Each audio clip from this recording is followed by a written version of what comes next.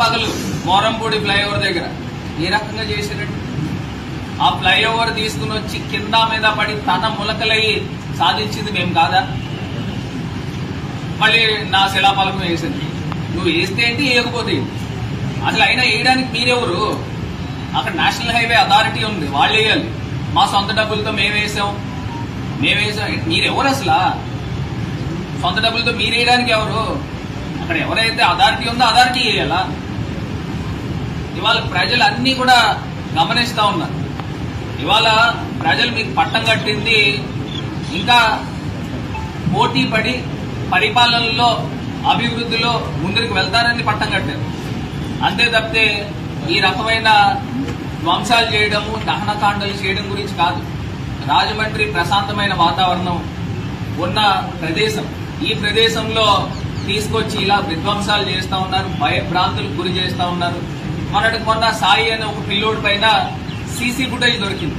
ఇంత బండరాయి తీసుకుని వచ్చి నెత్తికేసి కొట్టారు. ఆ వ్యక్తులు ఎవరో కూడా క్లియర్ గా పోలీస్ దగ్గరికి కూడా తీసుకుని వెళ్లి పెన్ డ్రైవ్ కూడా ఇవ్వడం జరిగింది. మరి వాళ్ళని ఏం అరెస్ట్ చేశారో నాకేం తెలియదు. ఇప్పుడు దాకా అరెస్ట్ చేశారో లేదో కూడా నాకు తెలియదు. అంటే 16 కుట్లు నెత్తిపైన పడితే మరి ప్రాణం పోయేదే కదా. మరి అలాంటి వాళ్ళని ఇంకా ఈ సభ్య సమాజంలో ఇంకా అలా వదిలేస్తారా? మొన్నటికి మొన్న మా పార్టీ నాయకులు ఇళ్ల పైన దొమ్మికెళ్ళారు, కొట్లాడికెళ్ళారు. అసలు ఇది ఎక్కడ సంస్కృతి? అర్ధరాత్రి 12ంటికి దొమ్మికెళ్తారా, కొట్లాడికెళ్తారా?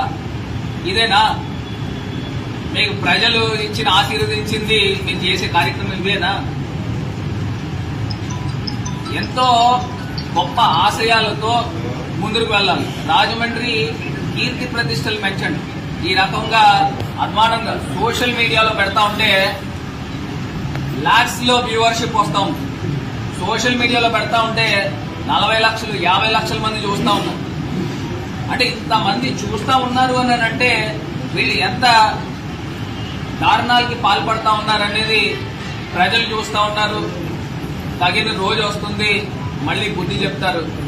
ఇవాళ ప్రజలందరూ కూడా ఎదురు చూస్తూ ఉంటారు.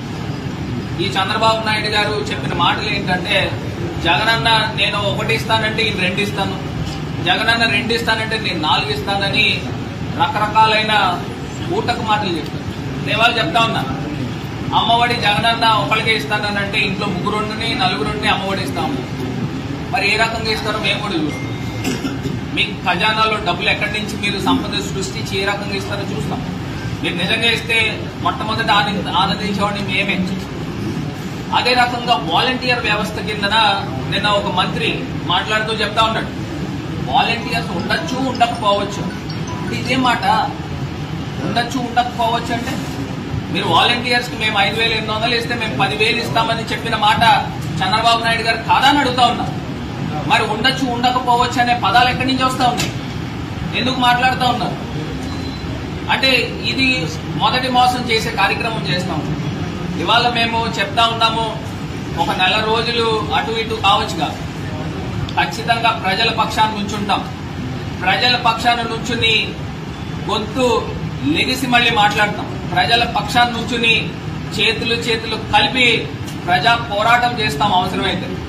నాకు తెలియక అడుగుతానండి, అసలు జిల్లాలో అసలు ఇసుక రీచ్ల దగ్గర కానీ ఇసుక పాలసీ ఇంకా రాలేదు. అక్కడ నేషనల్ హైవే దగ్గర ఎన్ని టన్నులు ఇసుక ఉందండి? కొన్ని వేల టన్నులు ఉండి ఉంటుంది, 90,000 టన్నులు. అసలు ఏమైపోయిందండి? ఇది ఎవరికి ఇచ్చారండి? ఉచితంగా ఇచ్చారా? ఫ్రీ ఇసుక అన్నారు, ఉచితంగా ఎక్కడైనా ఇచ్చారా?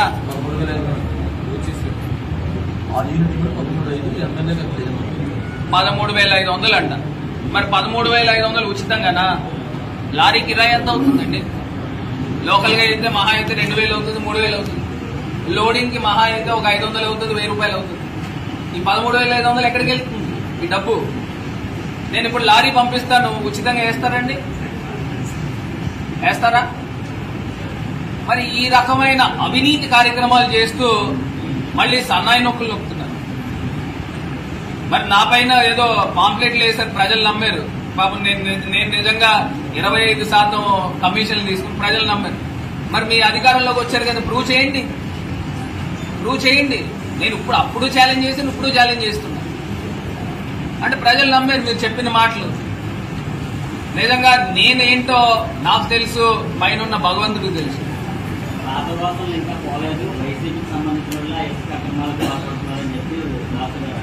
అంటే వీళ్ళు ఏం చేస్తున్నారు, నిద్రపోతున్నారండి.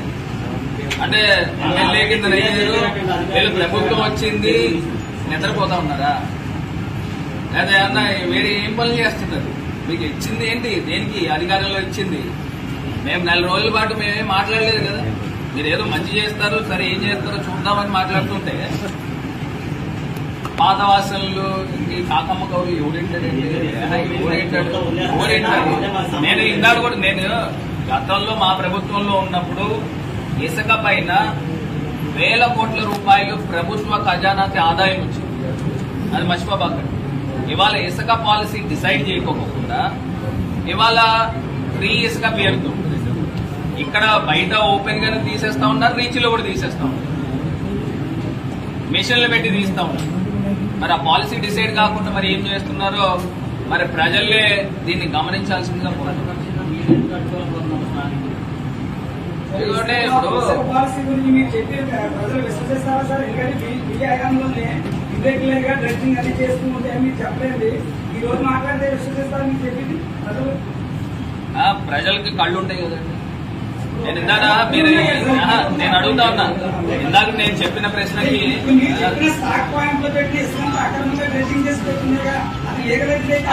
అక్రమంగా ఎలా చెప్తారు? ఇప్పుడు ఇందాక చెప్పారు 90,000 టన్నులని, దానికంటే ఒక రికార్డు ఉంటుంది, లేకుండా ఎందుకు ఉంటుంది? లేకపోతే అలా కాదండి. కాదు మీ మీడియా మిత్రులకి, మీ మీడియా మిత్రుడే చెప్పాడు 90,000 టన్నులు. నాకు కూడా తెలియదు. ఎలా చెప్తారంటే ఆ గొట్టలు 90,000 టన్నులు అంటే ఇప్పుడు నేను ఇసుక వ్యాపారం చేసేవాడిని అలా కాదు. ఉంటే నాకు తెలియదు కదా. మనకి ఆటల్లో ఏ రకమైన చేతి వాసనలు లేకపోతే చేతి వాటాలు లేవు. నేనేంటో ప్రజలకు తెలుసు.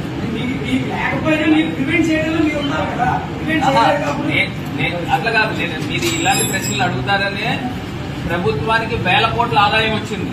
ఇది ఫ్రీ ఇసుక అని చెప్పి 13,500 రూపాయలకి 6 టన్నుల లారీ ఎట్లా అమ్ముతారని అడుగుతున్నా.